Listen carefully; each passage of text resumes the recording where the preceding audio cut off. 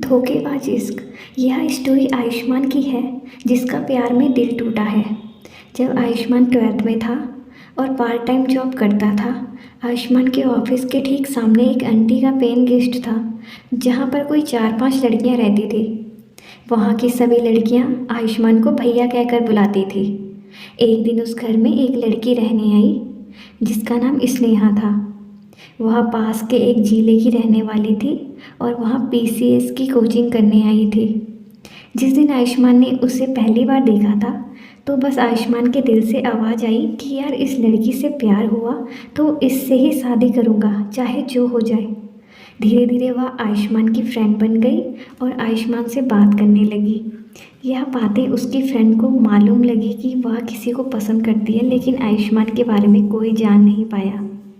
धीरे धीरे उनका प्यार बढ़ता गया और इसकी जानकारी आयुष्मान के घर वालों को हुई तो आयुष्मान ने अपने घर वालों से स्नेहा को मिलवा दिया। आयुष्मान के घर वाले शादी के लिए राजी हो गए। इसी बीच स्टेट गवर्नमेंट का जॉब आया और वह दोनों मिलकर तैयारी करने लग गए।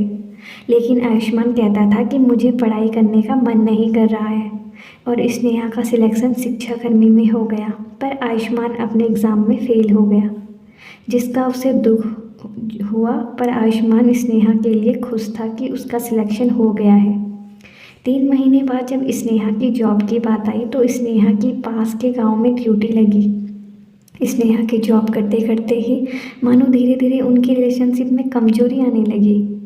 वो स्नेहा स्कूल में पढ़ाती थी तो वो अभी भी बस से पास के गांव में आया जाया करती थी। सब आयुष्मान को जानते थे। कुछ दिन जॉब करने के बाद स्नेहा आयुष्मान से बोली कि वह रोज़ रोज़ बस में सफ़र नहीं कर सकती।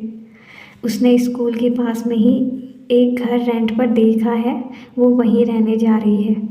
तो आयुष्मान ने उससे कहा कि यह बात मुझे पहले क्यों नहीं बताई। तो उसने कहा कि नहीं बताई, अब बता रही हूँ ना, और वहाँ रहने चली गई। वहाँ जाने के बाद तो स्नेहा आयुष्मान को कॉल नहीं करती थी।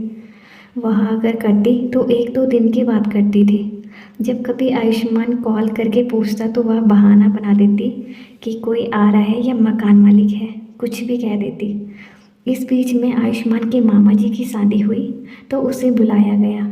आयुष्मान के रिलेशन वालों ने सभी ने कहा कि अब आयुष्मान भी अच्छी जगह सेटल हो गया है और यह भी जॉब करती है, तो अब दोनों की शादी करा दो।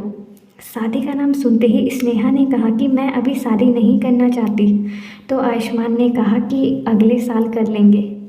कुछ दिन बाद स्नेहा ने आयुष्मान को फ़ोन किया और कहा कि मैं घर आ रही हूँ, कुछ ज़रूरी बात करनी है। फ़ोन काट दिया और आयुष्मान का फ़ोन रिसीव नहीं किया।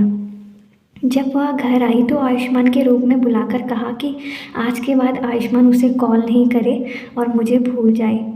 आयुष्मान ने कारण पूछा तो नहीं बताया और चले गई। उस दिन और उस रात आयुष्मान बहुत रोया। इस बीच आयुष्मान हर रोज़ उसे फ़ोन करता और वहाँ आयुष्मान का फ़ोन नहीं उठाती थी।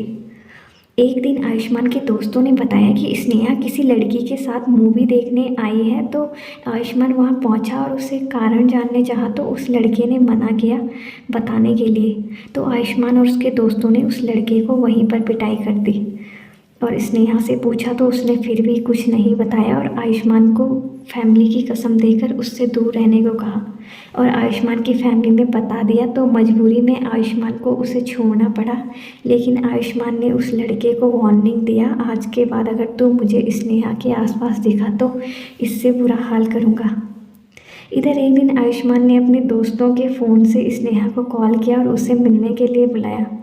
जब वह मिलने के लिए आई तो आयुष्मान ने कहा कि अगर तू उस लड़के को पसंद करती है तो मुझे बता दिया होता, मैं कुछ नहीं कहता, और अगर तुम उस लड़के को चाहती हो तो आज के बाद मैं ना तो तुमको फ़ोन करूँगा और ना ही मिलूँगा।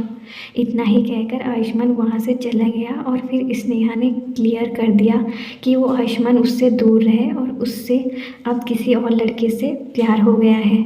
वो उससे ही शादी भी करेगी और अब उनकी सगाई होने वाली है। मैं उसके साथ बहुत खुश हूँ। आयुष्मान का दिल बहुत टूट जाता है और वो उसे कुछ टाइम तक भूल नहीं पाता।